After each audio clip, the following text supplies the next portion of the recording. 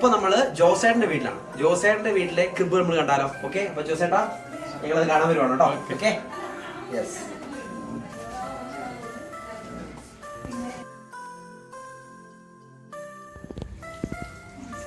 അപ്പോൾ നമ്മൾ പുറയിൽ കാണുന്ന ആ ക്രിബിന്റെ വിശേഷങ്ങൾ അറിഞ്ഞാലോ? ഓക്കെ, അപ്പൊ നമുക്ക് ജിനോയും ലിവിയുടെ ഉണ്ട്, അതുപോലെ തന്നെ ജോസേട്ടനുണ്ട്. അപ്പൊ നമുക്ക് ഇവരോട് തന്നെ ചോദിക്കാം ഇതിന്റെ പ്രത്യേകത. അപ്പം ജിനോ, ലിവി, എത്ര നാളെടുത്തു ഈ ക്രിബ് പണി കഴിയും? ആക്ച്വലി പ്ലാൻ തുടങ്ങിയിട്ട് കുറച്ചധികം നാളായിരുന്നു. പക്ഷെ മൊത്തത്തിലുള്ള പ്രിപ്പറേഷൻ ഒരു രണ്ട് മാസത്തിനടുത്ത്. ഭയങ്കര കടുത്ത പരിശ്രമം തുടങ്ങിയത് ഒരു മാസമായിട്ടുള്ളൂ.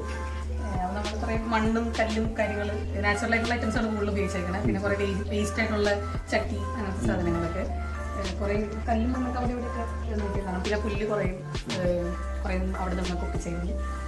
ഈ ഐഡിയ എവിടെ നിന്നൊക്കെ കിട്ടിയതാണ്? ഈ ഐഡിയ എവിടെ നിന്ന് കിട്ടിയതാണ്? ആരാണ് ഇതിന്റെ ഐഡിയ? അങ്ങനെ ഐഡിയ പറയുന്നത് ലിവി തന്നെയാണ്. അവൾ തന്നെയാണ് മെയിൻ. ഞാൻ നാട്ടിൽ ഇങ്ങനെ ഉണ്ടാക്കാറുണ്ട്. അപ്പൊ അങ്ങനെ കുറച്ച് ഐഡിയകളൊക്കെ ഉണ്ടായിരുന്നു. പിന്നെ കുറച്ച് റെഫറൻസ് ഒക്കെ എടുത്തിട്ട് നമ്മളിങ്ങനെ ഓരോ ഐറ്റം കാണുമ്പോൾ നമുക്ക് ഇങ്ങനെ അത് വെച്ച് ചെയ്താലോ എന്നൊരു ചിന്ത വരും. അങ്ങനെ നമ്മൾ കുറച്ച് സാധനങ്ങളൊക്കെ ഒറിജിനൽ ആയിട്ടുള്ള സാധനങ്ങൾ കുറച്ച് ഉപയോഗിച്ചിട്ടുണ്ട്. എത്ര പേരുടെ സഹായം ഉണ്ടാവും? ഓൾമോസ്റ്റ് കൊച്ചിനെ നോക്കിയുള്ള സഹായം ഇവരുണ്ട്. കൃത്യനേരത്തെ ഭക്ഷണം ഉണ്ടാക്കി തരുന്ന സഹായം. ഒറ്റയ്ക്ക് മാനേജ് ചെയ്യാൻ പറ്റില്ലായിരുന്നു. ഇത് പണി കഴിഞ്ഞ് കഴിഞ്ഞപ്പോൾ നിങ്ങളുടെ എക്സ്പീരിയൻസ്? അടിപൊളി എക്സ്പീരിയൻസ്. ഇത്രയും ഭംഗിയാവും ഞങ്ങൾ പോലും വിചാരിച്ചില്ല. കാരണം നാട്ടിൽ നമുക്ക് എല്ലാം മണ്ണിലാണ് ഉണ്ടാക്കണം. അപ്പോൾ പ്രത്യേകിച്ച് വേറെ ഒന്നും കണ്ടുപിടിച്ചിട്ട് വരണ്ടല്ലോ. ഇവിടെ നമ്മൾ തുടക്കം തൊട്ട് ഈ ബേസ് സെറ്റ് ചെയ്ത് ഒരു ഹൈറ്റിലേക്ക് എത്തിച്ച് മണ്ണ് കല്ല് എല്ലാം വെള്ളം എത്തിക്കണം. അപ്പൊ ഭയങ്കര ഹാർഡ് വർക്ക് ആയിരുന്നു. നമ്മൾ ജോലിക്ക് പോകുന്നത് കൊണ്ട് എല്ലാ ദിവസവും ചെയ്യാൻ പറ്റില്ല. അപ്പൊ വീക്കെൻഡ് മാത്രം, രാത്രി മാത്രം, അങ്ങനെയൊക്കെ. ഇതിനകത്ത് ഏറ്റവും കഷ്ടപ്പെട്ടു എന്ന് പറയാം, അല്ലെങ്കിൽ ഭയങ്കര പാടുപെട്ട് ചെയ്ത ഒരു കാര്യം ഏതായിരിക്കും? സാധനമായിട്ട് പറയാൻ പറ്റില്ല. നമ്മള് കുറെ ട്രൈ ചെയ്ത് അത് നശിച്ച് പിന്നെയും ചെയ്തത് അത് രണ്ടും ഈ പുൽക്കൂടും മലയായിരുന്നു. അത് രണ്ടും നാട്ടിൽ ഭയങ്കര എളുപ്പത്തിൽ ചെയ്യാൻ പറ്റുന്ന രണ്ട് സാധനങ്ങളാണ്. ഇവിടെ ഭയങ്കര കഷ്ടപ്പെട്ടത്. ചെയ്തത് തെറ്റിപ്പോയി, അത് പൊളിച്ചു കളഞ്ഞ് പിന്നെയും ചെയ്ത് അങ്ങനെയൊക്കെ. അടിപൊളിയായിരുന്നു കേട്ടോ. Very good.